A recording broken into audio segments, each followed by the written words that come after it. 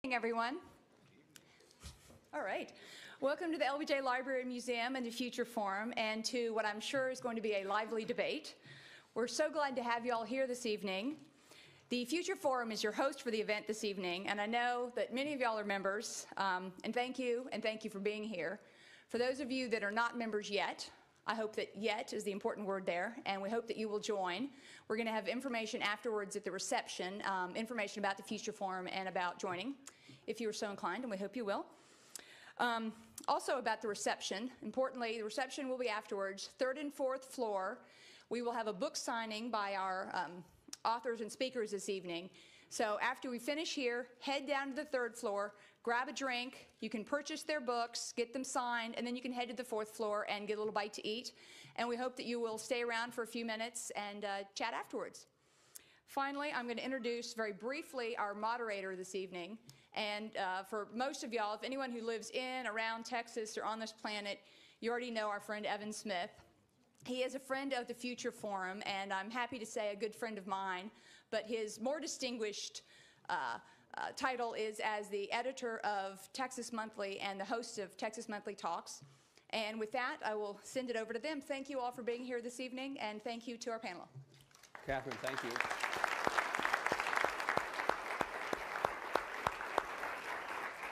Catherine, thank you for having us. Betty Sue, thank you for having us. And good evening, everybody. Really nice to see such a big crowd here.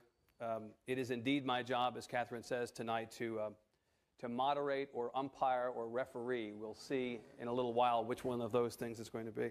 This very calm and very rational debate about the non-controversial topics of God and religion and politics. And before we're through, who knows what else. Between these two very accomplished authors and intellectuals, and now let me please introduce them. On my left, but only physically, is Christopher Hitchens, whose newly published book, God is Not Great, How Religion Poisons Everything, is the occasion for our gathering tonight. And let me say that not only is it the top nonfiction seller on Amazon.com as of this morning, but it will debut at number 3 on the New York Times bestseller list on Sunday. A fervid atheist, as he was described in yesterday's Times Book Review by Michael Kinsley, Mr. Hitchens is a native of Portsmouth, England, a graduate of Oxford, and as of April 13th of this year, his birthday, not insignificantly, a naturalized citizen of these United States. He is let's give him a hand for that. That's it. Good. He is a contributing editor to Vanity Fair magazine, where he writes a regular column that just 2 weeks ago was awarded the magazine industry's version of the Pulitzer Prize. And he writes regularly for Slate and the Atlantic Monthly. He is the author of numerous books, including Letters to a Young Contrarian, Why Orwell Matters, and The Trial of Henry Kissinger. He is also a visiting professor of liberal studies at the New School for Social Research in New York. On my right is Marvin Olasky. Many of you in Austin know Marvin, a native of Boston with an undergraduate degree from Yale University, a master's degree and a PhD from the University of Michigan. In an odd coincidence, he too has been an atheist, but only for a few years, after growing up in a Jewish family, but before joining the Communist Party and then becoming a born-again Christian.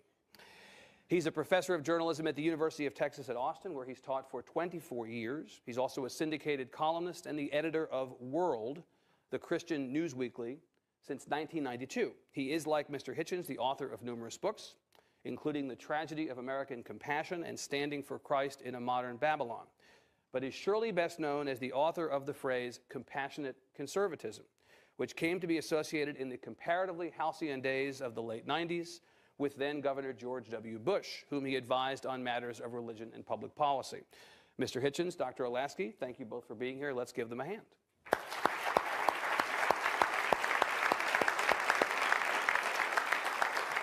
Gentlemen, you know the parameters for tonight's debate. Mr. Hitchens will speak first, followed by Dr. Olasky. A rebuttal will come first from Mr. Hitchens, then Dr. Olasky. Mr. Hitchens will close, followed by Dr. Olasky, who gets the last word.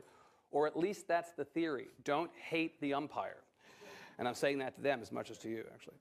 If there are transgressions to be penalized, all I have at my disposal is a disapproving glare, which doesn't work at home, and I don't expect it to work here. But I've been practicing it all day. So I'll be relying on your sense of fair play, gentlemen, to make this debate go along.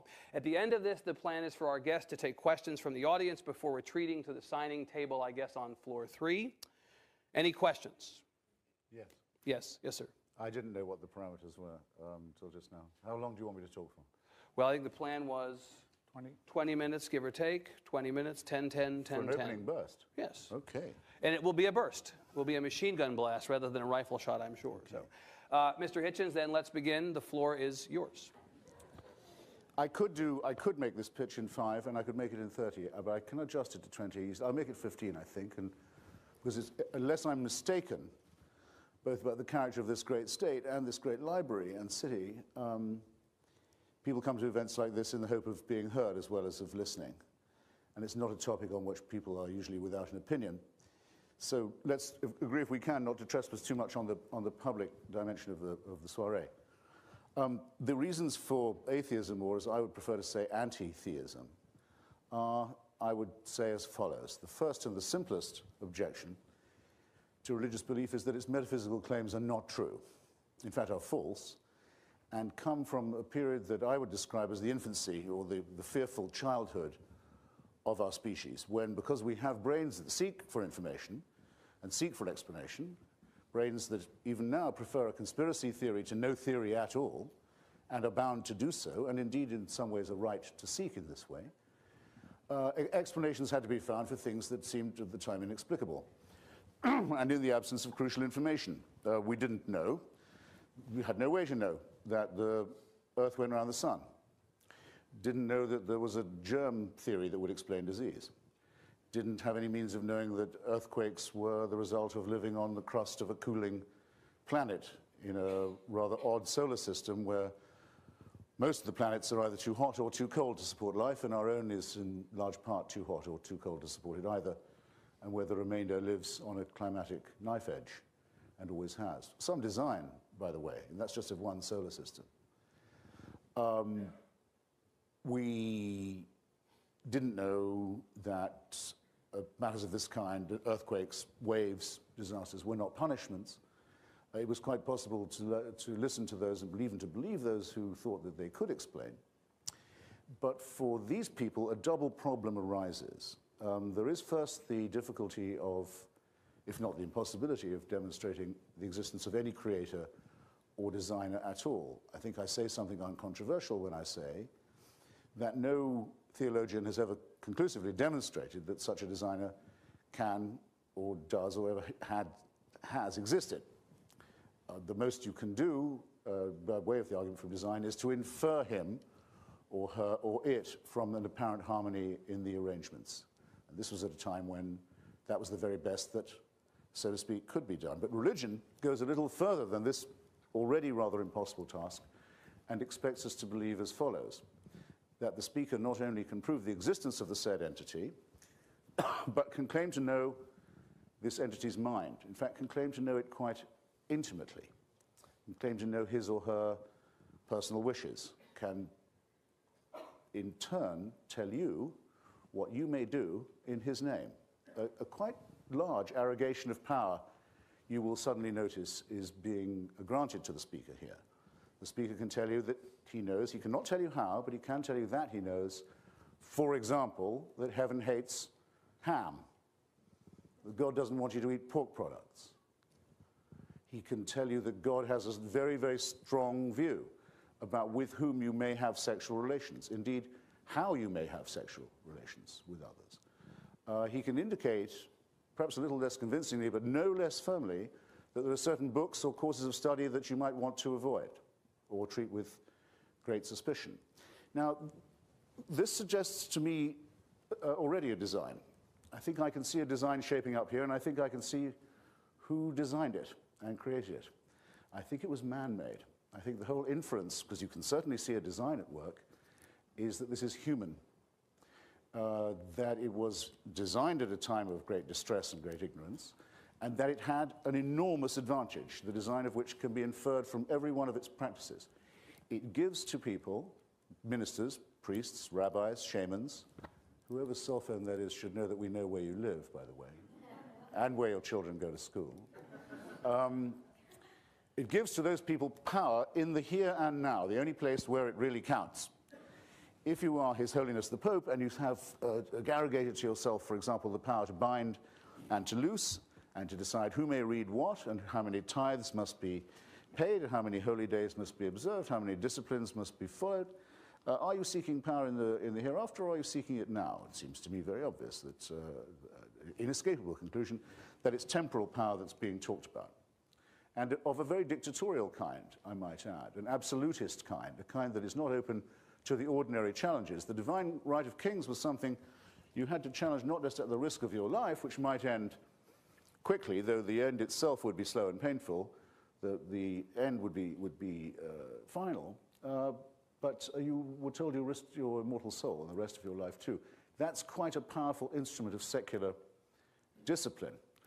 And everyone can name their favorite example, I think, of how and where that kind of tyranny over the minds as well as the bodies of men was exerted. We think of it as belonging to our prehistory, but we only have to look as far as today's Iran, for example, to see a classic theocracy, a country from which I've recently returned, where I wondered how to convey sometimes the flavor of what theocracy really is like. Well, if you're a woman who gets in trouble with the regime and has committed a capital offense in Iran, but you're underage, you're a virgin, you may not be sentenced to death under the law of Iran, because the law forbids the execution of virgins. But you may be raped by the Revolutionary Guards so that you're no longer a virgin in the prison and then executed.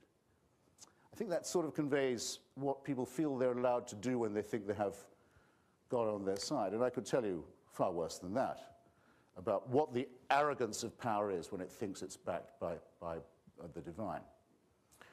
Well, this arrogation of power in the material world is really nothing compared to the dictatorship that is suggested by those who infer the whole celestial design that backs it. That's why I want to spend a moment or two telling you why I'm an anti-theist. You may be an atheist and wish that there was a God who loved you and took care of you. It's possible, but just to decide there isn't enough evidence for it, just as Mr. Jefferson was a deist, but didn't believe in religion. He didn't think God intervened. These positions are equally compatible. I know several atheists who would happily say that they wish it were true, but that they can't find that it is believable. My own view is that it's very fortunate for us that it isn't true, and I shall say why. If there was a supervising creator who took a personal interest in your life, what you would have from the moment of your conception, at least in one interpretation, would be a permanent, inescapable, unchangeable, unalterable, unchallengeable rule, which would involve round-the-clock surveillance and supervision of every single waking and sleeping moment of your life. The abolition of any privacy in your life or even in your mind and your most private thoughts. The most complete form of totalitarianism ever imagined. And indecent, too, when you think of how many private moments would have to be supervised in this way and invigilated permanently. And that would go on not just for the rest of your life, as it would if you lived in Iran. It would go on after you died. In fact, after you died, the real invigilation would begin. They'd only have started with you at the moment when you left this vale of tears. The two offers are, at that point, as you will know, at least from all two of the leading monotheisms, either an eternity of praise and servility, everlasting praise and adoration of someone who has only done his job by creating you, hasn't been invited to do so, a proposition that sounded more like hell to me when I first heard about it, or a very much more unpleasant one, derived not from the Old Testament but from the New. There's no hell in the Old Testament. There's genocide, there's racism, there's slavery, there's child mutilation, there's everything else you could wish for, but there's no punishment of the dead. Not until the arrival of the gentle Nazarene is it suggested that for a crime you probably were forced to commit, because after all, you're created a sinner. You're created sick and commanded to be well, the essence of the totalitarian principle. But for that, you might face an eternity of torture, to which there will be no end. Now, I think this is a horrible proposition. I think those who wish for it are wishing for slavery and servility, for the abdication of their own responsibility, for the dissolution of their minds, the abolition of their individuality. I'm therefore very glad to say that there is no evidence for it at all. We can relax. I've been to all three axis of evil countries, actually, in the last 4 years, including North Korea. I'm the only writer who can claim to have done this, and Iraq. And it took me a long time, but now I do know what it would be like.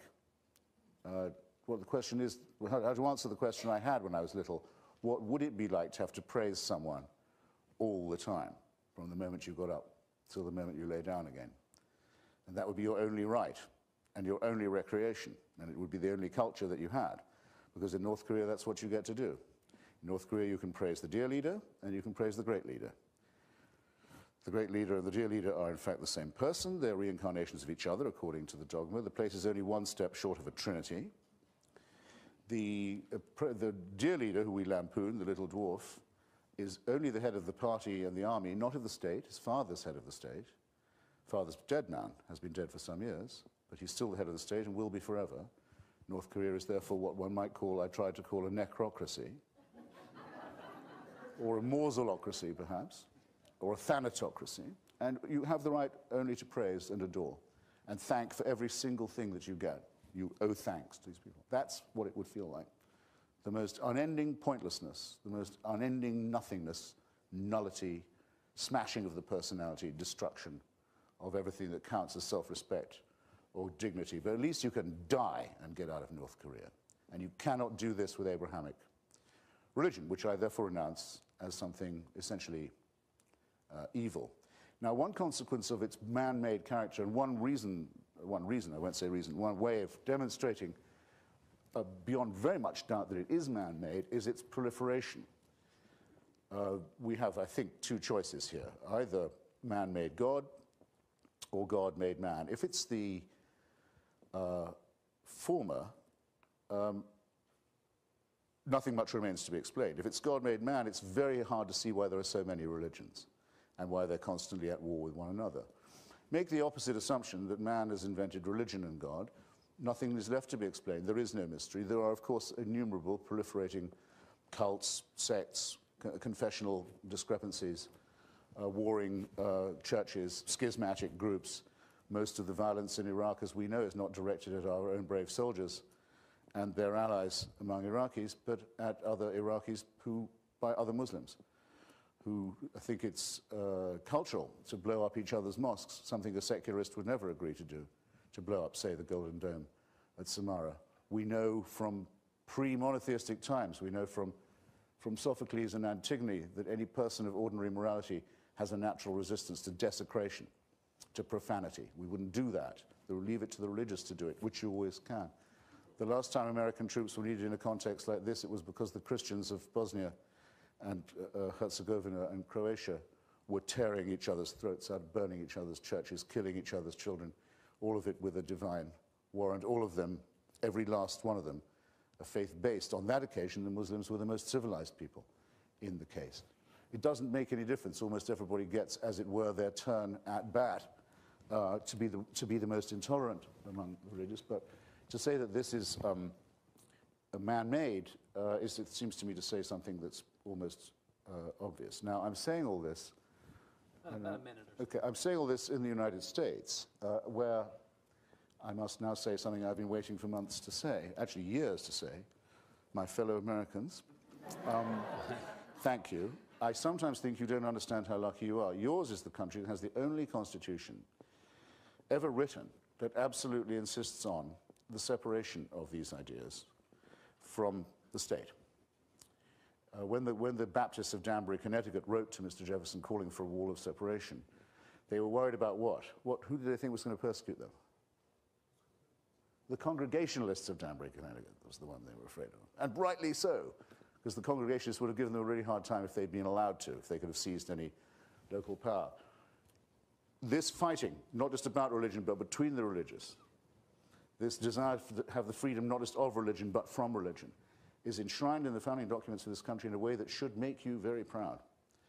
And it should therefore put you very much on your guard that there are people who don't seem content with it, who seem always to wish to impose their own religious belief on this, to say, if only we could ban alcohol, as in the 20s, we'd have a more pure and perfect union. If only we could forbid the teaching of evolution, or get equal time for pseudoscience, like the alchemy class that follows the chemistry period in presumably these schools.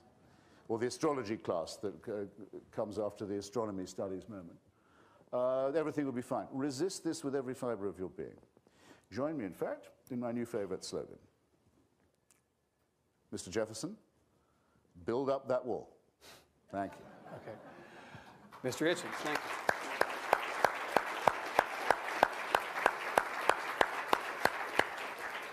Dr. Olasky, your move. Well, I share Christopher's concern about round-the-clock surveillance, but I need to point out that we are in Texas, and we tend to sing in almost a ritualistic fashion. The eyes of Texas are upon you. You cannot get away. You may think you can escape them. Rise up early in the morn. The eyes of Texas are upon you until Gabriel blows his horn. The religious sentiment there is something that a lot of us do believe in. In other ways, we have certainly a separation of church and state, although certainly not a separation of university and football. I'll rebut some of your specific statements later on, but I want to start with the big picture. When the second terrorist airplane on 9/11 hit the World Trade Center, ABC's Diane Sawyer was speechless for a moment, and then she uttered a soft, "Oh my God." And that, I suspect, is what a lot of us said, and the question is, are we crazy? I appreciate your guts in defending the war against terror. You've taken a lot of heat for that. I also appreciate your remarkable accomplishments in both speaking and writing. As for me, I'm just a writer. I really am. I've been in about 3 debates in 15 years. I tend to sit with my laptop and try to think things through, so I hope you'll all excuse me if I work off some notes here. I'm a writer, not a talker. And with a limited amount of time, I don't want to wing it.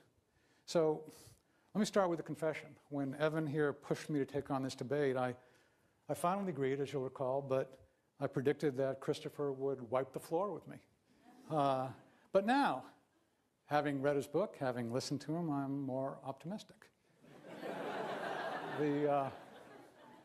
The change is not because of my oratorical ability. No, it's you know, my oratorical ability is minimal, but you have a weak case. And of course, some people motivated by religion have done all kinds of terrible mischief and mayhem. Of course, that's irrefutable. But then you go and insist in the subtitle of your book, and throughout it, that religion poisons everything.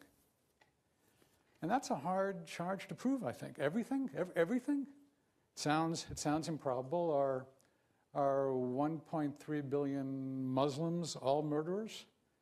Are 1 billion Hindus all nutty? Might Judaism and Christianity have produced maybe 50% good and 50% evil?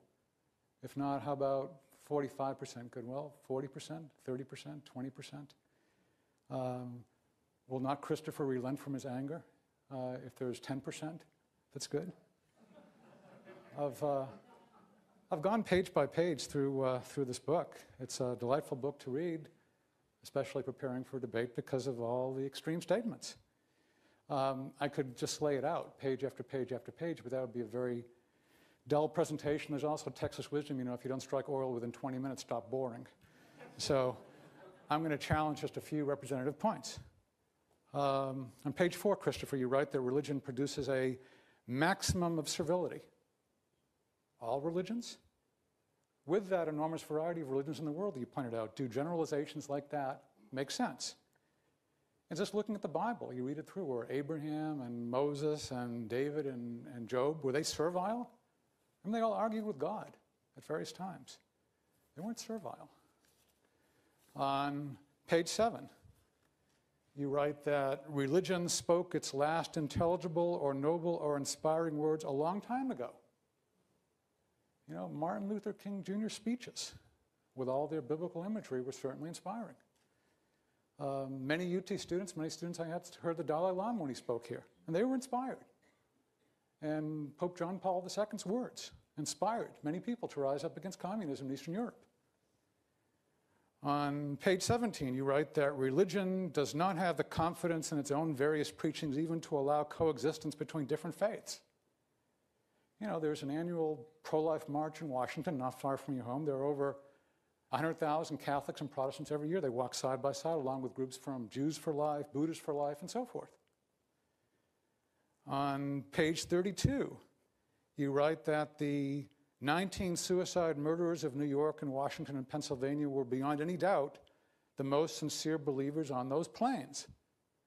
Well, you know, Todd Beamer, the man who said, "Let's roll" on United Flight 93, and he and others made sure it didn't crash into the US Capitol. You know, he was a strong, sincere Christian believer. We did a profile of an interview with his wife and so forth afterwards in World Magazine, and the others who stopped the terrorists. There were a lot of believers there, and they died when Flight 93 crashed in Pennsylvania. You go on, I'll skip to page 102. There you write that, quote, "It goes without saying that none of the gruesome, disordered events described in Exodus ever took place." Okay, without saying, none. A slam dunk. Next, page 103, all the Mosaic myths can be safely and easily discarded. Well, maybe they can be, but not easily.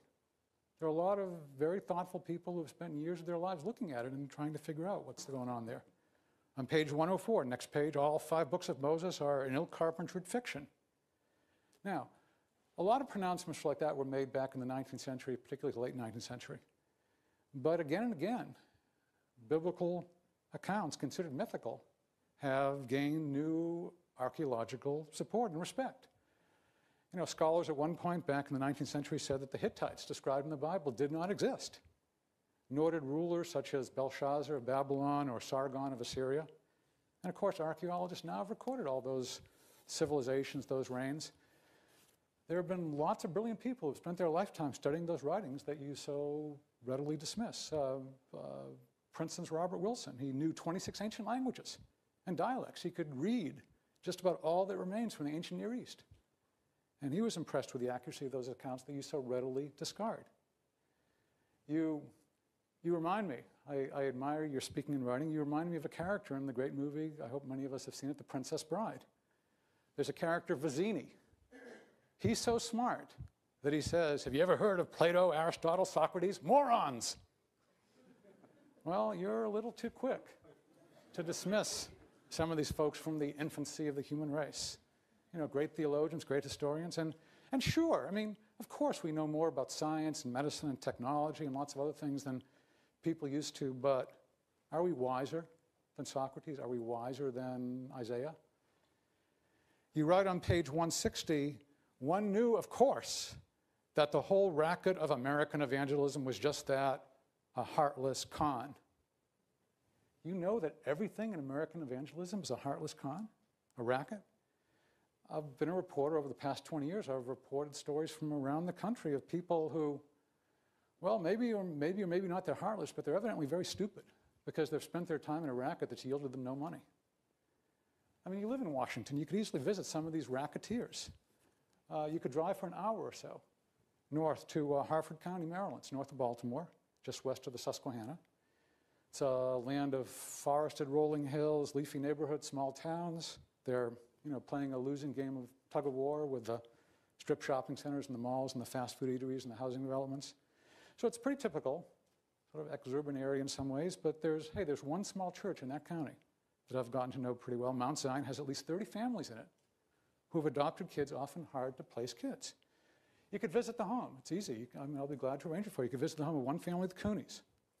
They own what was a 3-bedroom split level at the end of a cul-de-sac, nothing fancy, but now it has 7 bedrooms because the Coonies have adopted 9 kids. And most of those kids have some kind of mental or physical handicap. There's one who's 19, he has autism and mild mental retardation, severe bipolar disorder. There's one who was 16 and was set fire. He was born in Ghana and set fire there 10 years ago. She has daunting medical needs, but Terry Cooney said, God was so clear. I mean, that's her racket, evidently, to take care of these kids. They have a 14-year-old Stephen who weighed only 2 pounds when he was born. He was born with cerebral palsy, and the Coonies adopted him. Their 11-year-old Isaac was the 6th child of a drug-addicted prostitute. They adopted him, and in every case, they did it because of their Christian beliefs. So, does religion poison everything? You know, there's no evidence for religion at all. Well, there's some evidence of what Christianity did in their lives, that they do this. And the Coonies could show you around, you know, other people who are involved with this heartless con, this racket. There's another friend of mine in Mount Zion Church named Benedict Schwartz.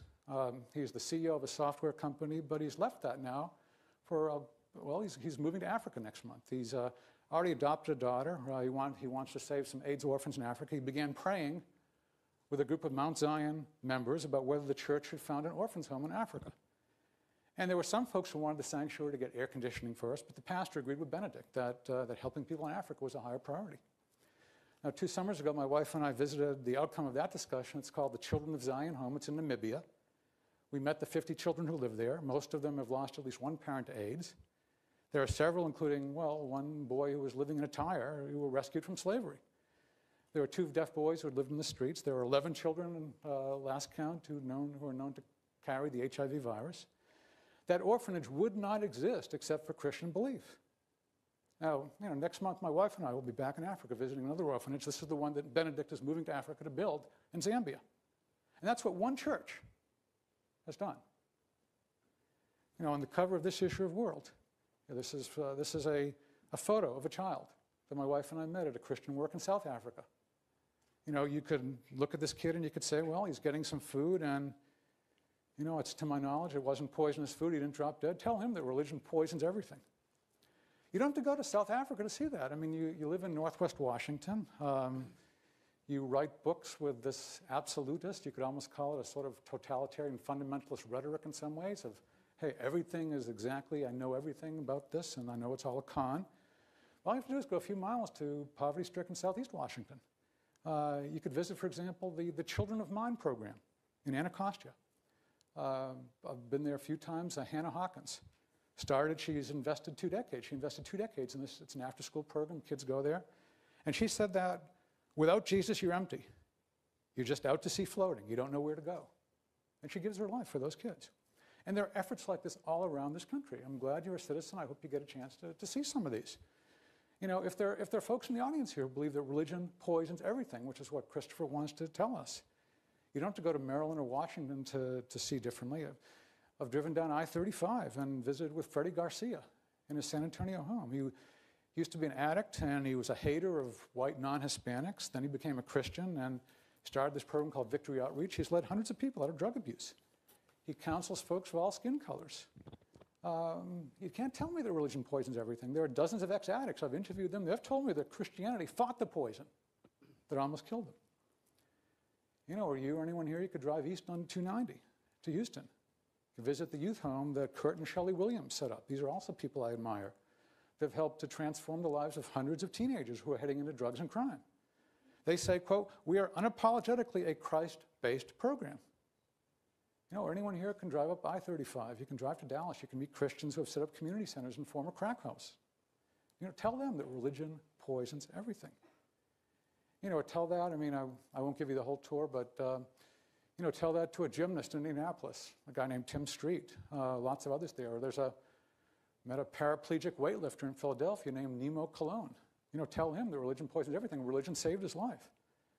Tell it to a pastor named John Piper in Minneapolis. He and his congregation work with Hmong and Somali refugees there. Hey, this is a great country, Christopher. You're a citizen now. Go see it.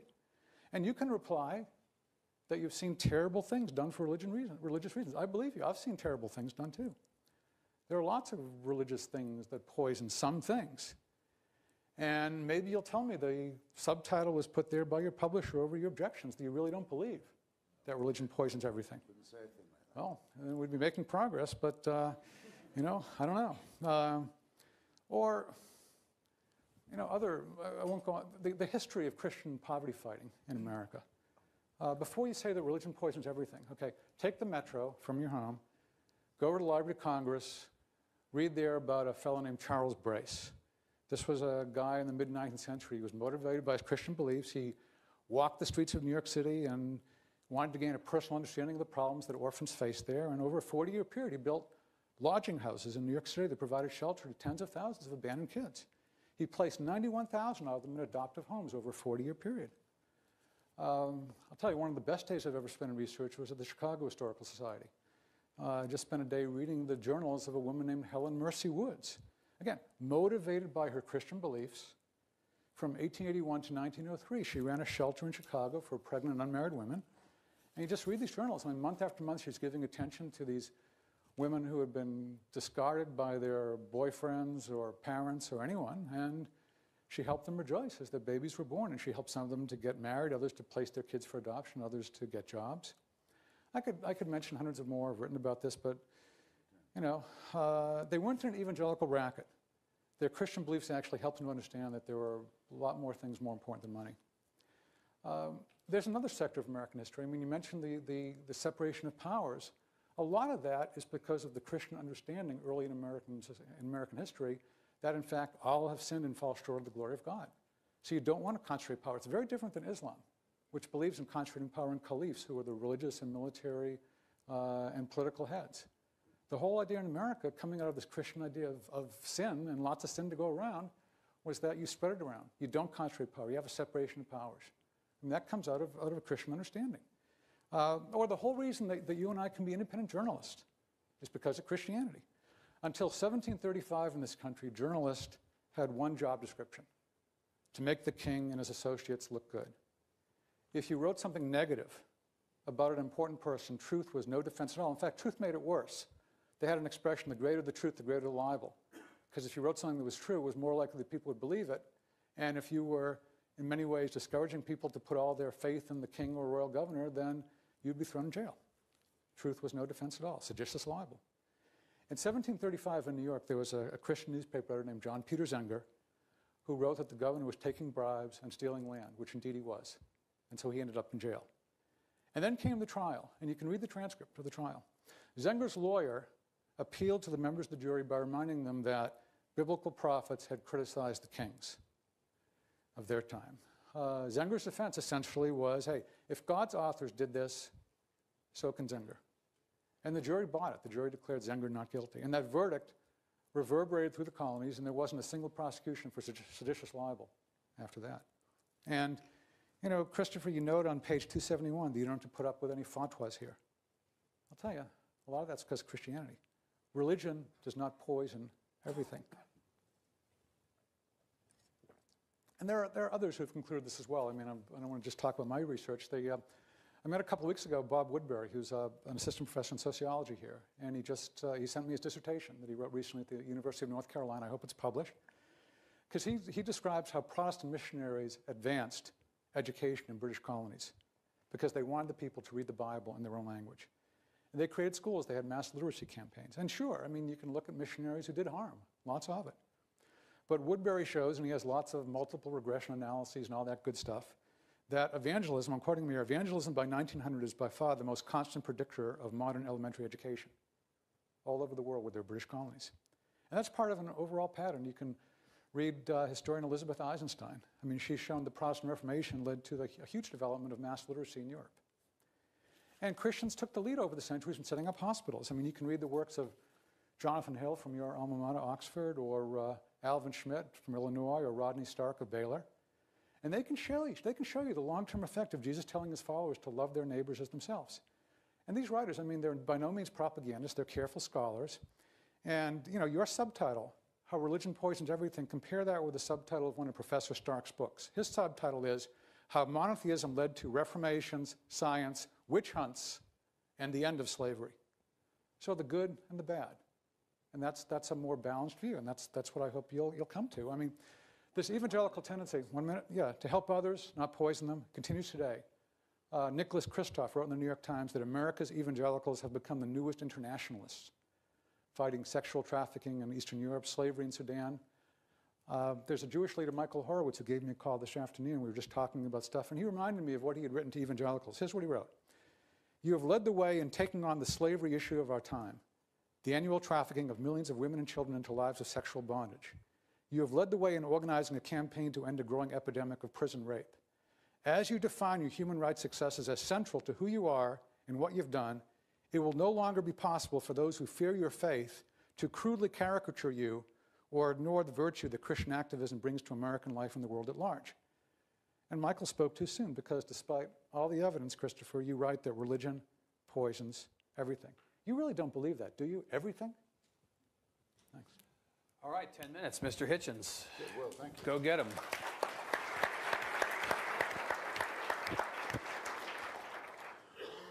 Well, I would have thought it was too much to expect that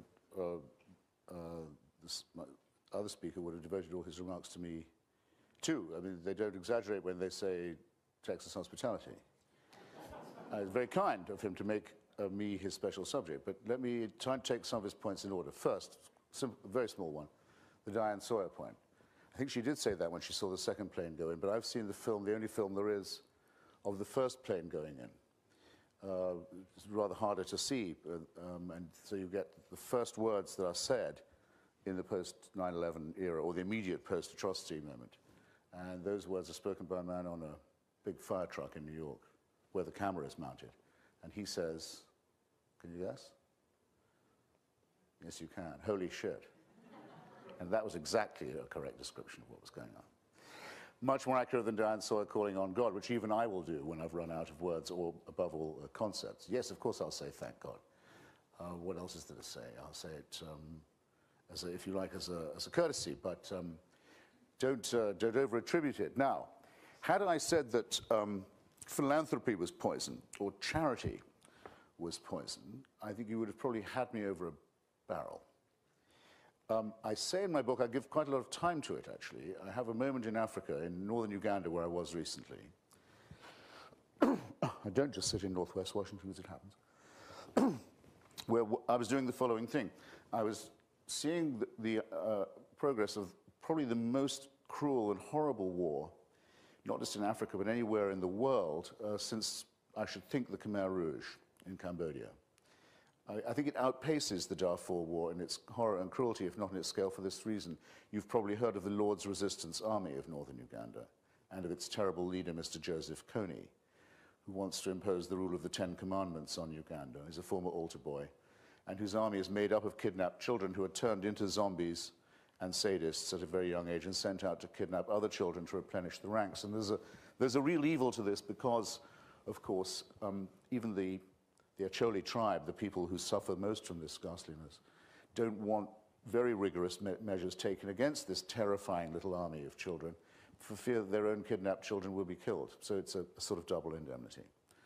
And it's enormously retarded the recovery of Uganda in the name of God. And though it's a Christian force, very explicitly so, its paymasters are actually the Sudanese murderers who've commissioned the genocide in Darfur, because they want a revenge on Uganda for Uganda's help for the South Sudanese Liberation Army. So it's all a wonderful faith-based nightmare down there. And I was sitting in a camp of where these children are gradually, some of them come in and give themselves up, some of them are captured, some of them get lost and are picked up.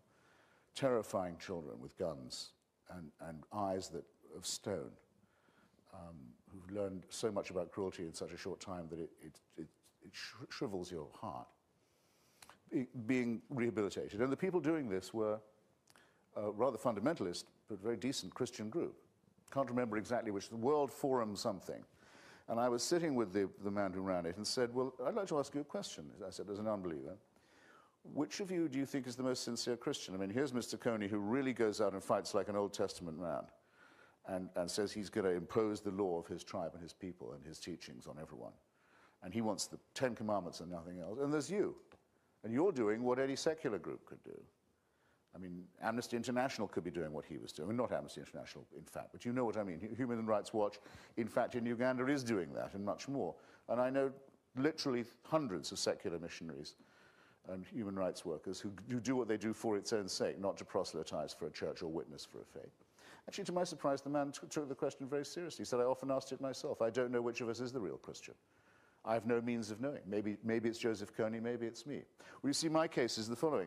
There really couldn't be another answer to that, because if you need a Christian or religious reason to do what you ought to be doing anyway for your fellow creatures, it seems to me at best superfluous, and at worst perhaps slightly, just very slightly, I don't mean to denigrate anybody's humane work, slightly suspect. Why would you need an extra reason? Hope I'm making myself plain here. Why, could it be proselytization? It very often is. Could it be the feeling that you yourself will get an eternal reward for it? Well, you're supposed to. Secularists who undertake this kind of work can't be suspected of this kind of thing, nor of trying to win converts. It seems to me it's an optional belief. By all means have it. What you've said is being done by any of the people you've mentioned is being done by religious Jews on the West Bank, though they want to bring on the Messiah and Armageddon and bring about the end of the world, and by Muslim groups everywhere. In fact, Hamas it justifies its whole rule in Gaza, a disgusting dictatorship that it is, by its provision of social services to the poor, the needy, or as Mother Teresa would always put it, the poorest of the poor. That's exactly their justification. The same is true of Hezbollah in Lebanon. If you allow it once, you allow it for everybody. It isn't an argument. It's barely even an observation. And when I said about evangelicals, I meant to say, and I said about a very revealing film which you may have seen about Marjoe Gortner, the little boy who was put onto the preaching circuit by his parents. His name is an anagram of Mary and Joseph, and became one of the biggest tent draws around the country, a national superstar, while his life was ruined and exploited by these gruesome parents. And I don't know how it is then. There's a film made about it that everyone ought to see who's interested in this business. And if what I say is untrue about the racketeering nature of this business, why is it I only have to set my watch when I see someone like the Reverend Haggard, and I can tell you exactly when and how I'm going to see him in the news again? Why is it the case with these Chaucerian frauds, from Oral Roberts to, I can't remember, even their names give them away, onto the crack of doom, that it seems to be that it isn't actually Christianity that motivates it, but I don't blame Christianity for it either. Any more than many, many orphanages that have turned into rape rooms for clerics, with no child's behind left, as I like to phrase it. I don't say that's the fault of Christianity. I just say it proves to you that those who run orphanages say nothing and prove nothing about their religion. Now, to the point about Dr. Martin Luther King that you make, you skipped over the chapter I wrote about that too. If Dr. King, who was accused all his life and followed by the FBI on the proposition, you will remember, and denounced by its leader and by many others, for what he did in fact do, keeping company with secularists and socialists and leftists. You should remember this very well. We were all on the same side in those days. People like, not just people like Bayard Rustin and A. Philip Randolph, the great black secularist union and socialist organizers who actually organized the March on Washington, but people more to the left than that, people in the Communist Party who, to their credit, did a great deal of work for civil rights. What does that say, the bravery of the Communist Party in the South, about communism? Nothing. It doesn't alter the fact that communism is a religion of slavery, does it? And Dr. King didn't preach Exodus. He preached the metaphor of Exodus. He said, my people should be let go and allowed their place in a promised land. Exodus says, your people are allowed to kill anyone who stands in their way and enslave those who you don't kill, especially the virgins, for your own purposes, and take their land. And God's on your side doing that. We wouldn't be praising Dr. King if he had said that about Exodus. If he'd taken that as his text, we would be thinking of him as a delusional, racist demagogue, which is why it is such a good thing that Israeli archaeology, that is a pretty sophisticated group of people they are too at that school, which has tried its natural hardest. You can believe they've tried their best to find any evidence at all for the wandering in Sinai or for the Exodus or for the original Jewish presence in Egypt. Cannot find a single shard of it. It's entirely fabricated, and we should be grateful for that fact. About a minute, Mr. Hitchens. All right. Can I have two? Just because I want to do a riposte. Yes, of course. And I want it to be ad hominem. Absolutely. The ad hominem are the better. Because I've also read some of Mr. Olasky's work. You may even remember my review of his book on presidential morality. It just expresses a worldview difference between us. I just feel one mustn't let that go. In writing about presidential morality, Dr. Olasky says that George Washington won the Revolutionary War because in the ranks of the Continental Army, cursing and drinking were forbidden, whereas in the ranks of the British Army, I've got to tell you, cussing and boozing was sort of rife.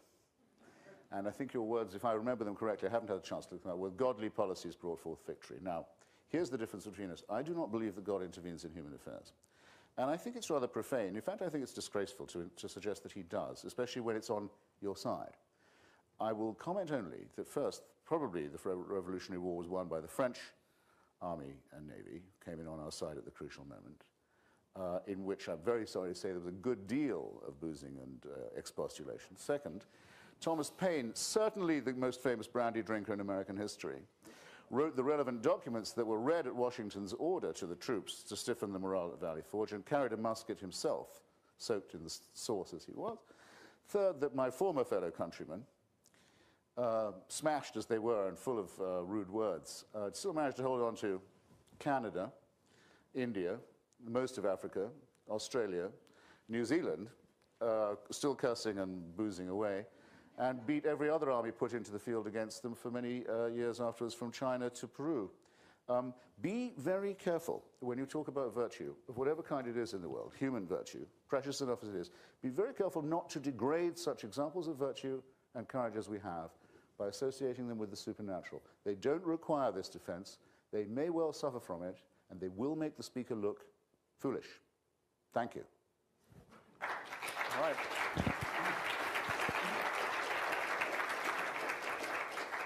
Dr. Olasky. Well, I don't mind the ad hominem attacks. I do mind the failure of memory. And I don't recall your review of that, but if it was based on... Maybe one of those that I never mailed off. I did it just for pleasure. If it was a review similar to what you've just said about the book, then I don't think you must have read some other book. Because, of course, the French Army and Navy, of course, Thomas Paine, of course. And anyway, but we could discuss that some other time. Well, have you got the book? Because I would actually purely love to test my memory on this. So, good. You didn't say godly policies brought victory to George Washington. No. Godly policies, I think, were what George Washington put into practice. But by itself brought victory? No. I mean, there were things like guns and cannon and stuff like that that were important. Anyway. It's not how I remember it. But, okay, getting back to the main point here, you have a weak case. What I'm trying to do is just say that we could have a reasonable discussion on the good stuff that the people of religion do, of various religions, the bad stuff, and maybe it's 60-40, maybe it's 70-30, maybe it's this, we could discuss that. But what you insist on is the religion poisons everything. So 100% evil, 0% good. And that, I think, is just a very weak case. You take anything that's good, like the charity that people do for religious reasons, and say, well, it's not religious. Well, you could fool the people who are doing it. We could get into a long discussion of MLK Jr., but his group was called the Southern Christian Leadership Conference. And of course he worked with secularists and he worked with Marxists and so forth. He also worked with lots of Christians. So, let's not just be so one-sided, 100% this, 0% that. I mean, he worked with lots of different people. But I do know for sure one bad thing that some Christians have done. Somewhere along the way, they gave you a misapprehension of what the Bible's all about. Maybe you learned that the Bible's a book of rules, so if Mr. Coney with his army in Uganda says, I'm going to have certain rules, that makes him a Christian. I mean, we've reported on that. I mean, he doesn't have any sense of what Christianity is all about, what we should do and what we should not do. If you think if it's a book of rules, then you've been misinformed. Sure, the Bible has some rules that show us how the world works, but the Bible is not mainly about rules and what we should do. It's about what God has done. And, since you seem to have missed this, I mean, I can just give a quick summary. I mean, the Bible says God created the world. It was very good. It wasn't perfect. The very good apparently wasn't good enough for human beings who sought what they thought was perfection. And so here's the history, which you may say is all fable, but some would say it's history. There's a renegade angel named Satan who tempted the humans to rebel. And Adam and Eve first fell for Satan's lies, and the world changed. It's not very good anymore. Evil exists in our hearts. Decay mars the whole creation. Death's come into the world. We all know that. The Bible story is not about X number of commands. It's about what God did after evil came into the world. He was not content to let the world decay and rot. And even as he pronounced the consequences of sin, he made a promise that one day there'd be a special human being who would outwit and defeat Satan, that the earth would one day be restored. And the rest of the Bible is a story of how that works out. Now, first, God forms a people and protects them against enemies. They sometimes fight wars, but they survive. They keep messing up. He doesn't abandon them. He shows this people his character. He teaches them about evil and the need for sacrifice. He shows them their inability to keep the law. They keep messing up. Committing spiritual adultery is the expression that's used, but God never abandons them. They're often unlovable, but he often loves them. He always loves them. So it's a story of love and rescue, of promise and deliverance, of the blind, the lame, the lost being plucked to safety by a Redeemer. It's a love so terrific that God sacrifices his own son to make redemption possible for these people. Now, you may say this is total nonsense or so forth. You may say that Christians have done ugly things. Absolutely. Many non-Christians have done wonderful and charitable things, and there's plenty of sin to go around, there's good stuff to go around. But here's the point. I mean, sin still exists in the hearts of man. It's in your heart, it's in my heart. Until Christ comes again, creation still groans, but we do see glimmers of the promised redemption. And, you know, the Coonies, when they adopt these 9 kids, we see examples of self-sacrificial love and tastes of undeserved kindness, glimpses of holiness. That's what the Bible's about. It's a garment. And it's easy to maybe be tugging on it and searching for a loose thread that you can pull on and pick at. And I could spend a lot of time discussing each thread, but you mentioned, okay, this is one of the toughest accusations that's thrown at the Bible, this whole thing in Exodus, where the Israelites are out and they're fighting against whole peoples. And I'll take that toughest question, because it's one you raised. I don't want you to think I'm dodging it. You know, the particular group that the Israelites were fighting against the most was a group called the Amalekites. And Exodus says, I mean, God wants them to wipe out the Amalekites. It sounds absolutely horrible. It's just about the worst thing you can imagine. What kind of God would want that? But the Amalekites were the Al-Qaeda organization of the time. God's saying these terrorists are so bad that you have to do what you normally do not do. You're going to kill some civilians along with combatants. It's sad. I don't like it. The Bible, though, depicts a God who shows great mercy at times, so when he doesn't, I'm not so quick to say absolutely that he's wrong. You know, this whole issue of warfare and civilians, it's a miserable issue. Was it right for the US and Britain to level whole neighborhoods of German cities in World War II, killing men, women, and children, civilians? It was treating them like the Amalekites. Were the people who gave the orders, were the pilots and the bombardiers, were they evil, horrible people? Some would say yes, and they did some terrible things, but they thought that was the way to end a terrible war. And maybe they were right. You know, historians still debate, I mean, talk about the hardest of things. Historians still debate the dropping of the atomic bombs. President Truman and his advisors believed that if they did not do this horrible thing, there'd be a horror even worse. There'd be hand-to-hand fighting on the island of Japan, and millions of people would die. And again, we can still debate that decision, but I'm not ready to jump on it 62 years later and say it was unquestionably absolutely wrong. And I also do not want to react in a knee-jerk way to events that occurred over 3,000 years ago. It's horrifying to look at the bombing of Germany or Japan in isolation. It's horrible in context too, but it's rationally defensible as part of a larger war. So this thing you said, okay, Israel is fighting and wiping out these folks in Exodus, or trying to. It only makes sense if we see it in context as part of an overarching cosmic war on, you know, the greatest terror ever seen. And unless we grasp that whole story, we're pulling out threads from a sweater instead of looking at it all. So here's the suggestion. Instead of immediately condemning God, instead we should read, study, think. When we read Shakespeare, I mean, if we don't understand a word or the motivation of a character, we don't immediately say, hey, this is garbage. Shakespeare's an idiot. And no, because Shakespeare has a lot of credibility. And how much more credibility does possibly the God of the whole universe have? You know, there's the things you find incredible. I mean, you write in your book that this is just total nonsense. Anyone could believe in Christ's birth to a virgin or resurrection or something obviously extraordinary. But what about the origin of life? I mean, this is a chance of, well, if you say 1 out of a trillion, that's considered a virtual impossibility. But, you know, Francis Crick, the co-discoverer of DNA, he calculated the possibility of a simple protein sequence of 200 amino acids. I mean, that's much simpler than a DNA molecule. The possibility of it originating spontaneously. And his figure was 1 out of 10 with 260 zeros after it. You know, seemed less likely, actually, than even something like a resurrection, possibly. You know, 3 decades ago, there was a professor at Utah State named Frank Salisbury. He described the odds this way. Imagine 100 million trillion planets, each with an ocean, with lots of DNA fragments that reproduce 1 million times per second, with a mutation occurring each time. In 4 billion years, it would still take trillions of universes to produce a single gene, if they got lucky. So the really odd story is that we're here at all. And, you know, those odds haven't inhibited your defense of macroevolution, so adherence to the less unlikely possibility of, let's say, Christ's birth to a virgin and resurrection and all that, I mean, that's not so weird.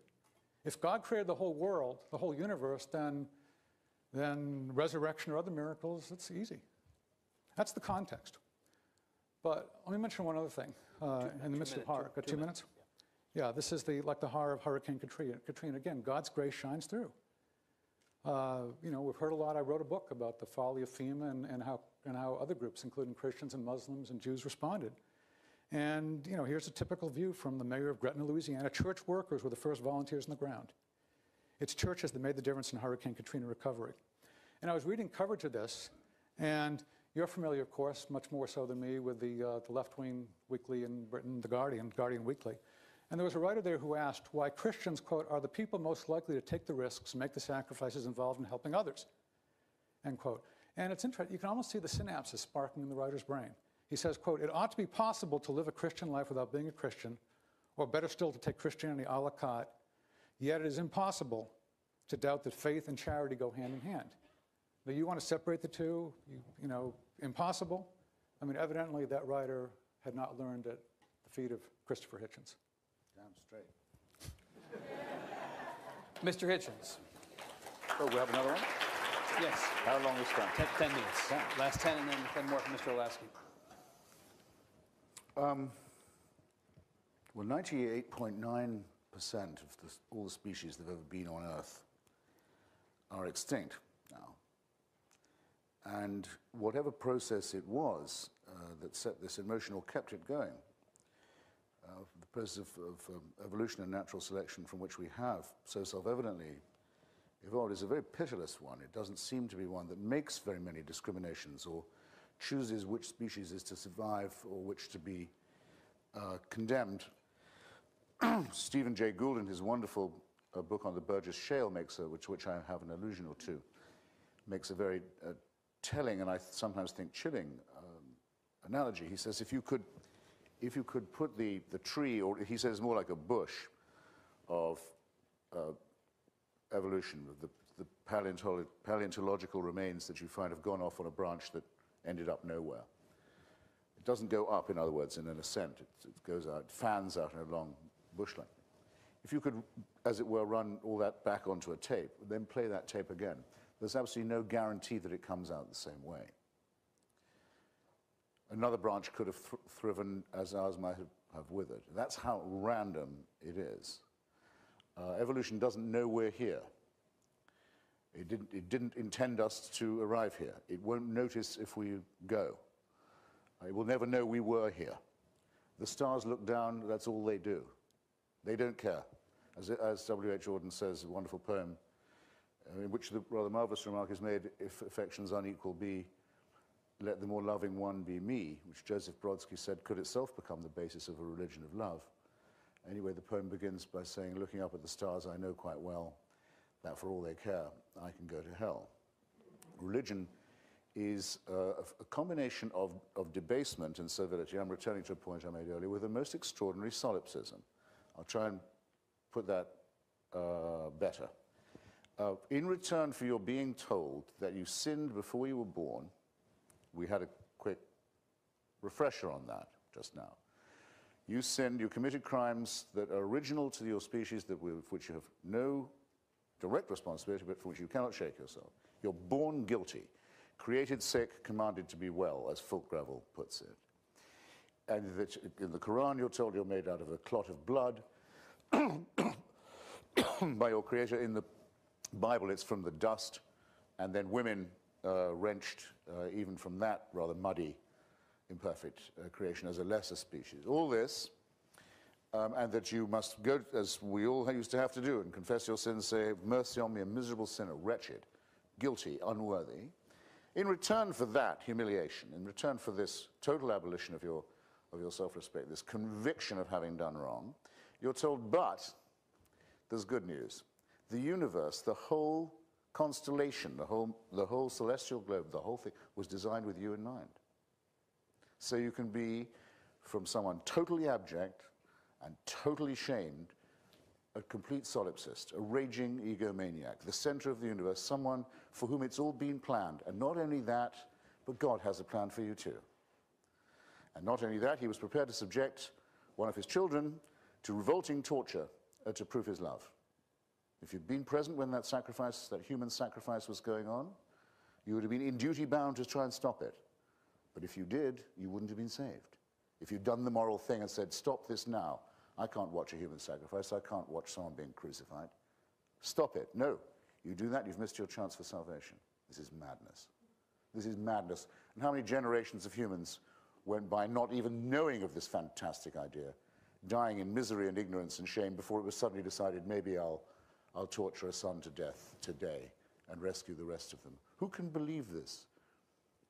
It's an insult, it seems to me, to self-respect in both ways. It hugely aggrandizes our importance in the scheme of things, and it greatly diminishes us as autonomous individuals. It belongs, as I say, to our childhood. Now, as for the Amalekites, listen. The firstborn of Egypt, every firstborn male child in Egypt has already been killed on a whim, just so these people can make their escape under cover of night. I don't remember whether it's said of the firstborn of Egypt that they were members of the Al-Qaeda organization or whatever fantastic allegation you made against the Amalekites, who are so thoroughly destroyed that we'll never know anything about them, like the Albigensians. We hardly know what the heresy was because of what a thorough job the Pope did. See how the Christians love each other, by the way, on these occasions. What did the firstborn of Egypt ever do to this loving God, that they should have their lives taken so his chosen people can run away? What's moral about believing this? What morally normal person will say they want the destruction of children for their redemption in Canaan? Professor Stephen Weinberg puts it quite well, I think. He says, in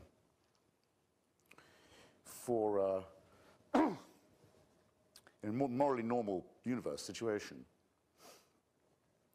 people of goodwill will do the best they can, and people of ill will, psychopathic types, wicked, evil types, will do the worst. They will do wicked things. If you want to get good people to do wicked things, you need religion. What do I mean by that? I mean to say that when they see a newborn baby arriving in their life, if anyone's ever thought, even myself, well, maybe there is something to this. Look at the perfection of this little bundle. Look at the little indentations, all of that, in the fingertips. The most, leathery old cynic like myself can have these feelings. We're not total strangers to the transcendent and the numinous, But they said, I tell you what, though, before we go any further, we need to get a sharp knife or a stone from somewhere and start hacking away at the genitalia of this little bundle. Because if we don't, we won't be doing God's will. Now, no moral person would do such a thing unless they thought it was divinely warranted. No moral person, I say, would show contempt and disgust about the female birth canal, as all religions invariably do, and about activities related to it, I may say, in both directions. Revulsion from it, disgust from it, scorn for it, and for all other forms of sexual congress. There seems to be a dread underlying all of this, a dread about the genitalia, a horror of women, a horror of their monthly effusions, a disgust, as I say, for their vaginas, that I don't find healthy. But that seems to me, in two senses, man-made. One, mammal-made, and two, made so that men can subordinate women, which seems to be a consistent finding in all religions. You will know that the pious Jew has to begin every day saying, God is to be thanked for not making me a woman or a Gentile. That's not moral preaching. No one goes around talking nonsense like that unless they think they have divine permission for it. Religion is therefore, yes, a poison, because it spoils even righteous acts. Now, I don't blame you for not reading all my book, and I certainly don't blame you for not quoting all of it. And by the way, we will just have to have a wager on what you said in yours, and I'll stand to my part of it. But I do spend a bit of time on this question of virtue. When a Muslim cab driver, who found a great deal of my money and my wife's money on the back seat of his taxi, and knew very well he could have kept it, we had no means of finding him, went to the trouble he did to bring it back and give it to us and say, well, that's his Muslim duty, wouldn't even accept when I tried to give him 10%, because I knew probably that would be an insult. Really didn't, because it was his Muslim duty. First, I want to make 2 points. One is, I think that's trying to prove too much. I don't think it's at all to the credit of the Prophet Muhammad, or the Quran, or the Archangel Gabriel, who dictated the nonsense of the Quran to him, that this happens. I think the guy should have done what I would do. You find someone else's money, you take it back to him. If you want to be thought of as a moral person, you just do that. You've done the right thing. It's enough. What is this saying? It's a religious duty. It seems to me to pollute the integrity of the thing. The second is, if you use that to prove that Islam is a good influence, you'll have a lot of work still ahead of you. A great deal of work. All your work is still to come, as it is in your invocations of charity and philanthropy. You've proved absolutely nothing at all. You haven't even suggested a defense of religion as a moral or ethical thing. I think that's all I need to say for now. Okay. Thank you. Finally, to conclude, Mr. Olasky, Dr. Olasky.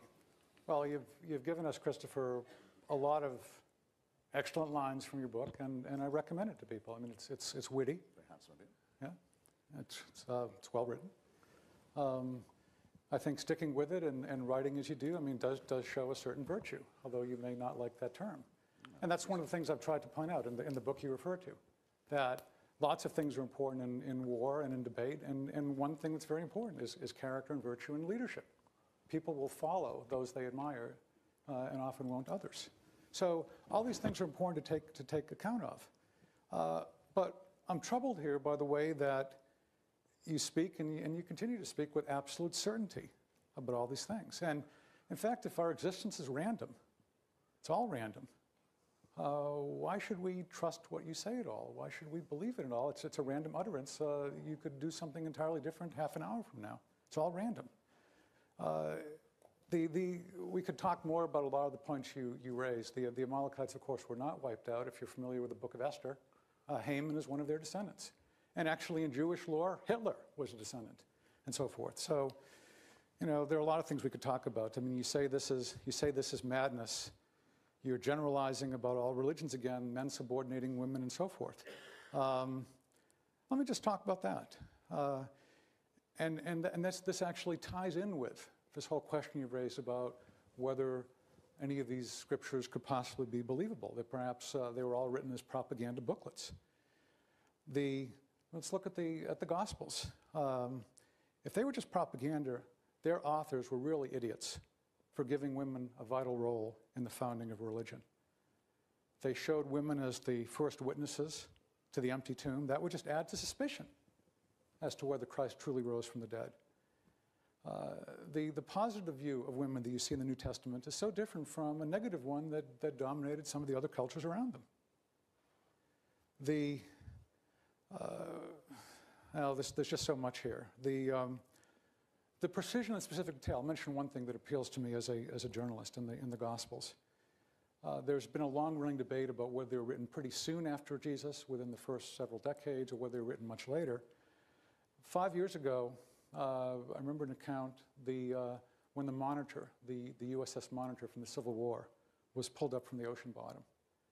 And experts were surprised to find braces on the gun turret that were undocumented by all the literature at the time. People thought they knew pretty much about how the Monitor had been put together.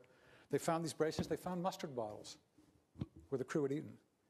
Now, if we found in some musty library a document asserting the crew had added some braces and had also braced their taste buds by pouring mustard on otherwise inedible biscuits, then we'd be much more likely to say, this sounds like a manuscript from 1870, rather than something written 100 years afterwards, when all that had been forgotten. Same thing with the Gospel. There's amazing specific tale in there that adds to the credibility. And same deal with the Bible overall. I mean, your attacks, it's interesting that you're rising in the bestseller list. I congratulate you, but these attacks are nothing new. They were common in what's called the golden age of free thought in the late 9th century. Robert Ingersoll was a leading figure within the Republican Party at the time, and he was probably the leading orator in America. And he was also, in his own words, an implacable enemy of Christianity. I mean, you would share a lot with him. He called God an eternal fiend. He held God in abhorrence and contempt. He attacked God's infinite malice as infinite lie. This is in the late 9th century.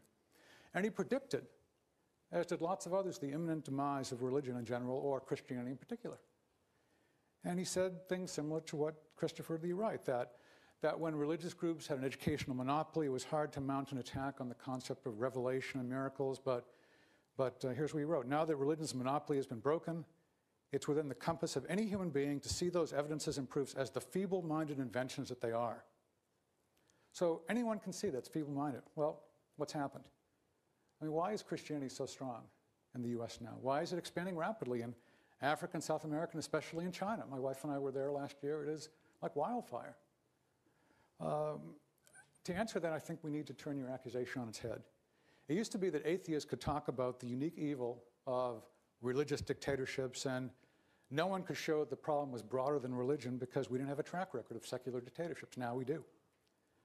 Thought experiment. Imagine that in the 20th century, in the biggest country by land area, also the biggest country by population, those two countries, let's say that leaders were able to knock off Christianity and teach atheism in all the schools. Would things get better? Well, you might think, okay, we don't have to do a thought experiment. We have actually the historical evidence, the Soviet Union and China. And they did establish atheism, and the results were not particularly pretty. And I'm not bringing up this evidence to say that, hey, Christians are good and atheists are bad. But if you're saying that religion poisons everything with the assumption that other things do not poison, that's clearly wrong. You write about, these terrible things that went on with some of the Quranic things, some of the Inquisition. Yeah, the Inquisition over the centuries apparently killed 5,000 people, which in my view is 5,000 too many. Stalin and Mao killed not 5,000 or 50,000 or 500,000 or 5 million even, but probably at least 50 million. That's the experience of atheism in power in the 20th century. And so it's remarkable. If you read this book here, Christopher writes about atheists respecting free inquiry and open-mindedness, not excommunicating each other. Well, yeah, the 20th century was a century of atheists not excommunicating each other, but murdering each other. Okay, what's the antidote to all this? One simple word called grace. John Newton, the author of that hymn, Amazing Grace. He was a slave trader. He became a Christian. He finally realized the evil he had done. And with confidence, he could fight against slavery despite his past because he knew that his sins were forgiven. You talk about religions in general, you lump all the religions together, but Christianity does differ from other religions in its emphasis on grace. There are lots of religions that are bargaining religions. Yeah, I'll do this for you, God, or Allah, or Vishnu, or something, and you'll do something for me. Bargaining religions really cause big trouble often, but Christianity, which sometimes causes trouble, at least it's about grace. We cannot buy God off. We can't trade with him. And folks who get this find it enormously liberating. John Newton mentored a young member of Parliament, William Wilberforce. That name's becoming familiar to some people this year because it's the 200th anniversary of the abolition of the British slave trade. Wilberforce fought for that for 20 years in Parliament. It was he and other Christians in Britain who led the way. And Parliament finally agreed in 1807 to abolish the slave trade, and then Wilberforce kept fighting for another 26 years to try to abolish slavery throughout the British Empire. And that finally happened in 1833, just a few days before he died. And what a great life. He persevered. And he persevered because he got it. It's all about grace. I don't know what teaching you absorbed, but it wasn't John Newton. It wasn't William Wilberforce. When we understand that God is our Father, we don't have to win our love by, as you say, mortifying our flesh or giving some money to religious authorities. We can't lose his love by asking hard questions, by arguing with him at times. It's not a police state or a banana republic, as you say. It's love. I just wish you could get that. Religion poisons everything. Chesterton, 100 years ago, G.K. Chesterton was asked by the Times of London to write, "What's wrong with the world?" And Chesterton responded with 2 words, "I am." So you can throw out my journalistic research, my historical research, and that of others. You can say it's all wrong. But here's Chesterton's reply again. What's wrong with the world? I am. You throw out everything else, and I can still tell you that religion doesn't poison everything. And since I'm the guy defending Christianity here, and I'll end with another confession. Both you and I were married and divorced before our second marriages, which thankfully have lasted. I don't know your experience, but I do know mine. When I was an atheist in my early 20s, I was a lousy husband. I was married for 2 years. It lasted only that long. And I became a Christian in 1976. And my marriage since then, it's lasted for 3 decades.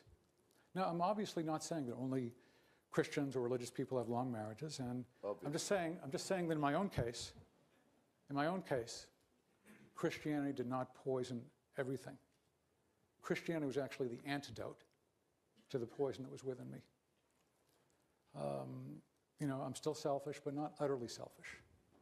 Without Christianity, my marriage would not have lasted. And I know that Christianity doesn't poison everything because I have 4 fine sons. And before I was a Christian, I favored abortion. And if I hadn't come to believe in God, some of those sons would not exist.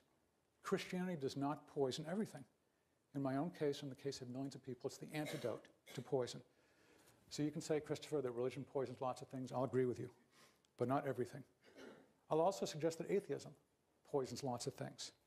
There's plenty of poison to go around. We desperately need the antidote.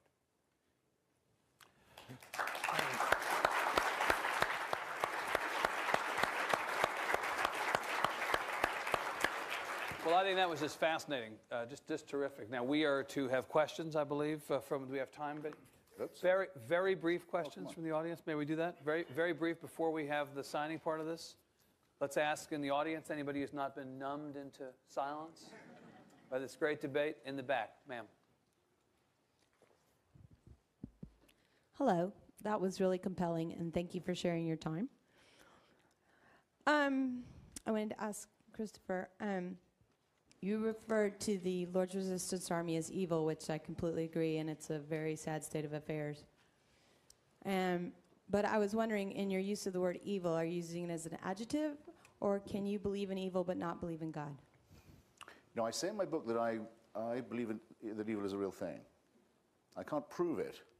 But there are quite a lot of things I can't prove that I couldn't be without. A lot of people jeer when you say evil, especially when the president says it. They say, oh, he's saying things are black and white when they're gray and so forth. You know how many liberals talk. If you put the word lesser in front of evil, you'll find every liberal's willing to use it. They do it every time at elections when they're considering who to vote for. I think that I've been to places where there's no other word for what I've seen. It's the surplus value of sadism and dictatorship and slavery and so on. It's the gratuitous bit on top, the bit that's just there for thrills and that would be done even if it didn't do the perpetrator any good. I mean, the self-destructive, nihilistic element. I can't put it any more strongly than this. And when you smell it, when you see it, you'll know. Hope you never do. Sir. I wanted to first thank, is this on? I wanted to first thank the LBJ Museum for putting this on. Yeah, very well said.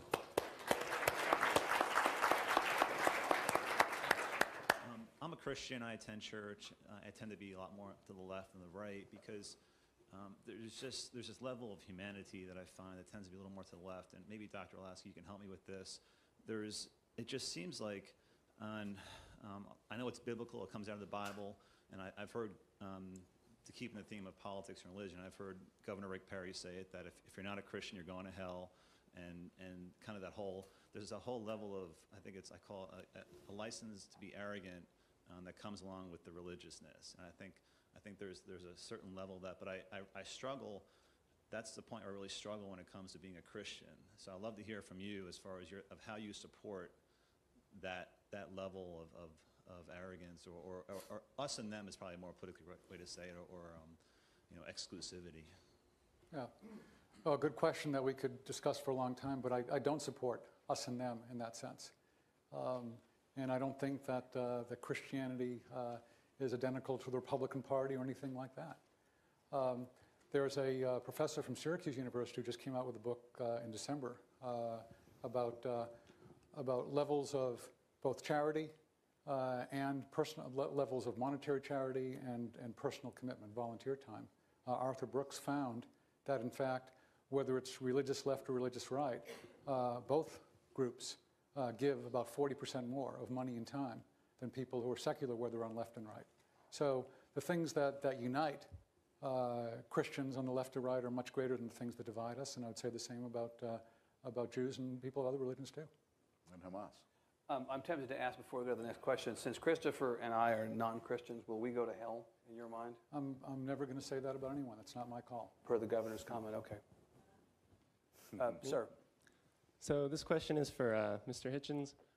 So I'm interested, I really appreciated the talk, and I was trying to keep an ear out for the arguments that you gave in support of your position. As I understand it, the position is something like this. There's no good reason to believe that religion in general and Christianity in particular is true, and in fact there's really good reason to think it's false. Is that right? So here's an argument, or here's some gestures at arguments that you made. You reported a kind of distaste for various Christian doctrines like omniscience and atonement and the doctrine of heaven and stuff. So you said it's a horrible proposition, these things. So I don't know if that technically counts as an argument. I mean, there's lots of things that I find distasteful, like certain propositions about cockroach reproduction and stuff just absolutely disgusts me. But that might be a reason to hope that it's false, but it's not a reason to think that it's false or believe that it's I false. didn't right? imply that it was. Okay, so that's So not there's the a reason argument. to be glad of your reasoning. Oh, okay. So that's not the argument for the conclusion, for your position. So here's what maybe the argument was. You said there's this great diversity of religious belief. There's a lot of different religions out there, and if I'd been born in a different time in a different place, probably I would have had a different religious belief or something. So therefore I should eye my religious belief with a special suspicion or something. I'm not sure where we're going with this. So that doesn't seem like a Sorry? good Let me argument. ask you, what's your question? Okay, I'll get to that in 2 seconds. Okay. Ready? So that doesn't seem like a good argument because, I mean, if I had been born in a different time in a different place, I would have had different ethical beliefs. It doesn't give me a reason to doubt them. If you'd been born in a different time in a different place, you would have had different religious beliefs. Doesn't give you a reason to doubt them. So here's the question. Don't you agree? I think I must have expressed myself very poorly in the first instance. When I said, but I seem to remember what I said, and I'll just have to submit myself to the arbitration of you, my peers. I believe I said that it would be possible to be an atheist and be sorry with your conclusion, that you could be an atheist who wishes that there was a God. Did I not say that? That I've met such people, but that I, to the contrary, am an anti-theist who is very relieved, given what the implications of divine rule would be, that there is no evidence for the proposition. Now, I hope that's plain now. I'm wondering what the positive case was, that religion in general is false and Christianity in particular. So I thought maybe one of the arguments was this diversity of religious belief maybe gives you a reason to think that your religion is false or something. Well, I say the diversity of religious belief is not mysterious if you assume that God is made by man. It's only mysterious if you think that man is made by God. Yeah. Like worrying about why tsunamis kill good people. This is not a problem if you think that we live on a cooling planet with a disturbed weather system. That just will happen, doesn't require any explanation. Nothing to pray over, nothing to why about. Nothing to have a sob fest on CNN about. This question answers itself. It's only a mystery if you don't know that we live on a planet with a cooling crust and a turbulent climate system, and you think, well, maybe God decides at what point weather takes people out. Occam's razor is the critical thing here. Dispose always of unnecessary assumptions. Does the plague break out because we've sinned, and if so, is it because of our divorce rate? Is it because there are too many homosexuals among it? Is it because the Jews have poisoned the wells again? Is it all this? Is it all that? That's what people used to have to ask themselves about well into the 18th century, until they worked out about the germ theory of the disease. Then they had to encounter people like Dr. Timothy Dwight, the great divine of Yale, who said, well, inoculation would be even worse because it would be an intervention in God's design, which, presuming that God wanted to keep the germ theory of disease from us and have us dying and thinking that disease was a curse, would be true. It would be. Inoculation would be an interference with his design in that case. But this is the kind of mentality one's arguing against all the time. Currently, polio is spreading back across the world. We thought we had eradicated it. A lot of very good secular activists and medical physicians went out to do the eradication. I went with them as far as Bengal. Suddenly, religious people started to say, don't take your children in. This is a plot. God doesn't want you to do it. It only takes a few uninoculated children, and the disease is spread all the way back across Africa now, thanks to faith and the faith-based. If you're going to take credit for all the charitable work, you have to take credit for all the atrocities as well, and it will leave you exactly where you began, with everything still to be explained. On the right here, sir. I have a question that's actually a two-sided question for each of the speakers, and the first would be for Mr. Hitchens. If we are to get rid of religion and religious teachings, what then do we base our morality on, our model for behaving well or doing good? And then the other side of the coin for Mr. Olasky is, it seems that your argument or your position precludes us having any morality or any good works to do without having religion to rely on to teach us those things. And I was wondering if you could maybe talk a little bit more about why it seems your argument or your position precludes that position. Let me ask very quickly, Mr. Hitchens first, Dr. Olasky Yes, second. I'll be terse, but thank you for asking, because I owe it as an answer to Dr. Olasky too. Morality comes from human beings. It's innate in us. We couldn't have got this far without it. Human solidarity requires it. Evolution necessitates it. The golden rule doesn't have to be taught to children. You may have to use a bit of squeeze every now and then to make them conform to it, but they know what it is. They understand it right away. I'll give an example very quickly from each of the two testaments. Do you really believe that the Jewish people got as far as Sinai under the impression that murder, theft, and perjury were okay? And only when they get there are told by God, actually, you've got to cut that shit out now. And those are the commandments in stone. Oh, up till then we thought that was cool. They would not have got as far as... Of course, the story, as I've told you, and as you can easily find by reading my book and others, the story is all bogus, but suppose it to be true, that's the contempt it has for human beings, that they wouldn't know unless told that murder, theft, perjury, to say nothing of adultery, can mess you up. Of course they know. Otherwise, we couldn't be having this discussion. We don't need religious permission to find these things out, or supernatural authority for them. Another example quickly from the Second Testament, the good man from Samaria, the man who puts himself out, goes out of his way to help a suffering fellow creature who's described to us by the alleged Jesus of Nazareth, quite clearly wasn't a Christian. He's doing something a while back that Jesus has got to hear about, is telling us about. He wasn't doing it because of Christian teaching, or as far as we know, for any religious teaching. He just saw another human in crisis and did what we all hope we would do, and some of us have sometimes done. Incidentally, if he was a religious Jew, as it's possible that he was, he would have had religious permission not to do that if it was a non-Jew on the other side of that road, because you don't have to help non-Jews, especially on the Lord's holy day, Shabbat. You can leave them weltering in their own blood. In fact, you may be ordered to do so rather than break a commandment. So once again, only religion could make people act in a bad way in such a circumstance.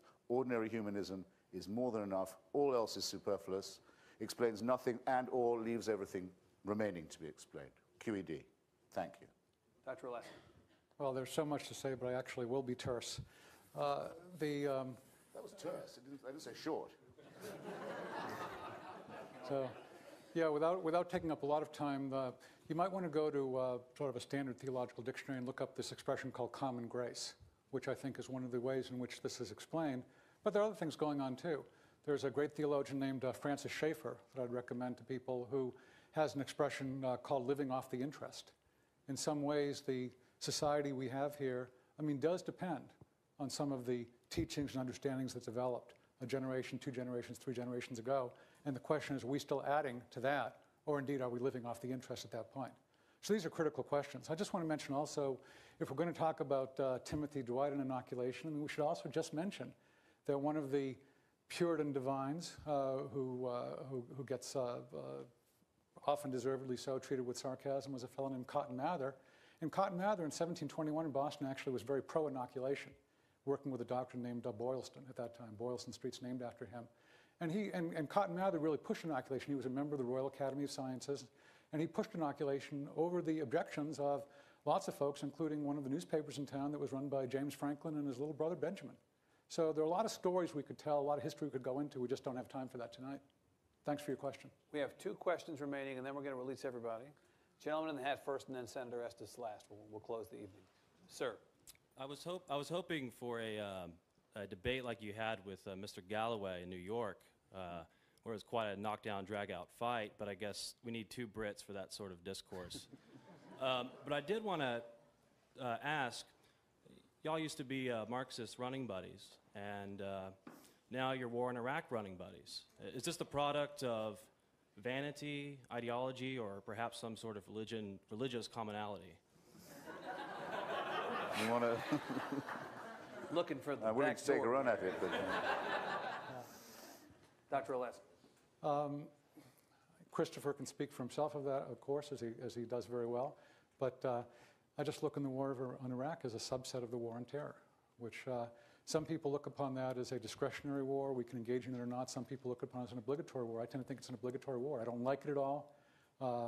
When I was writing columns about this back in 2003, I was hoping we didn't get into that in Iraq. But now we're in it. And what do? It's not an easy situation. It really isn't. I hate it. But it's a tough war we're in. An area of some common Well, I'm no longer a Brit, and Mr. Galloway never was one. He's a renegade Scot. Of the most revolting dye. And to have a debate on the order of that, we would have to disappoint you, because Mr. Galloway is a thug and a liar and a demagogue and a man who has managed the odd feat of being able to be both a pimp for and a prostitute of Saddam Hussein. My opponent tonight, I need hardly add, is a great deal more elevated in every respect than that, so sorry to disappoint you. I regard the war in Iraq as part of the war against religion. The faith-based parties of God are trying to level Iraq to barbarism, and they're very nearly succeeding. As well as killing each other's children, their fellow Muslim children, which they don't scruple to do, they want to reduce by their religious precepts a once highly civilized and sophisticated society to the level of Somalia or Afghanistan, which is what happens, by the way, to any country when you try to run it out of a holy book. I think we should hereby highly resolve that no country of such importance and no people of such civilization who've been through so much and to whom we've promised so much shall ever be governed that way. We will not abandon them. The jihadists will never have Iraq. What we're doing there is one of the noblest undertakings the United States has ever made. But as to the question, may I follow up just briefly? As to the question, though, isn't it odd to find yourself allied with perhaps the most religious, fundamentally religious administration the United States has had in recent memory, and with a fundamentalist and evangelical, or perhaps even a dominionist like Mr. Olasky, The who irony is coined the that- term I see compassionate what you mean. conservatism? We've seen how that's I worked out. perfectly understand that. I mean, all my friends in Iraq, my Iraqi and Arab and Kurdish friends in Iraq are all secularists. For all I know, every member of the 82nd Airborne Division is a professional snake handler. But what they happen to be fighting for is a secular Iraq. So I would think the irony was at the expense of the religious rather than the secular. Last question of the night, Senator Estes. Thank you very much. Thank you to both of you for a tremendously stimulating debate. And Dr. Olasky, you've been a hero of mine for many years and part of what spurred me on to government service. But this is a question for the other side. And I was glad you talked about Occam's razor, but let's get to the end of our life individually. How do you answer Pascal's wager? As far as I've never heard an anti-theist, explain maybe a short explanation of Pascal's wager. Will be short. Yeah. But I can also say that, as well as at fine bookstores everywhere, my book, which you can get now, does have a discussion of this very question. So if I seem to stumble on by condensing it, you can get my more rounded view. Pascal's wager, in case it's not known to you, comes from Blaise Pascal, who addresses his pensée to the one who is so made as that they cannot believe. That's me. And he says, well, let me put it to you like this. What have you got to lose? If you bet God exists and loves you and you're wrong, you're no worse off than you were already. If you bet, and you're right, there is no such thing. You're no worse off than you were already. If you're wrong and there is, you win, as long as you have said you agree with him. So why don't you do it now while there's still time? I have two comments on this. One, religious hucksterism of the cheapest, vulgarest, nastiest kind it's possible to imagine. He says, what do you got to lose? I've got a good offer for you. Come into my used car lot.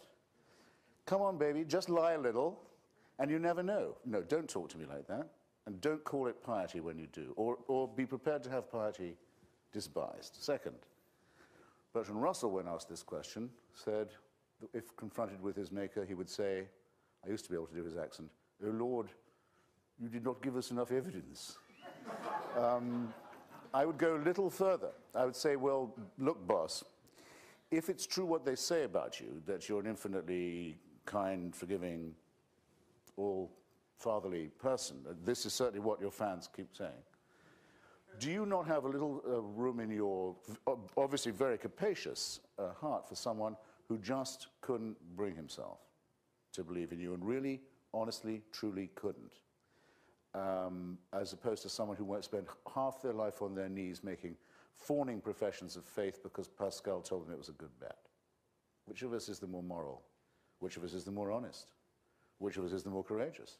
Which of us has the bluest eyes and is the most sexually attractive? which of us has the real charisma here? I'm just only asking. Well, He's running away. well, he isn't. He's not. I think he's walking away. We all could have spent our evening doing something else. This was terrific. We were very lucky, and how lucky we are to be in a place where we can have this kind of open discussion. Christopher Hitchens, Dr. Olasky, thank you both very much.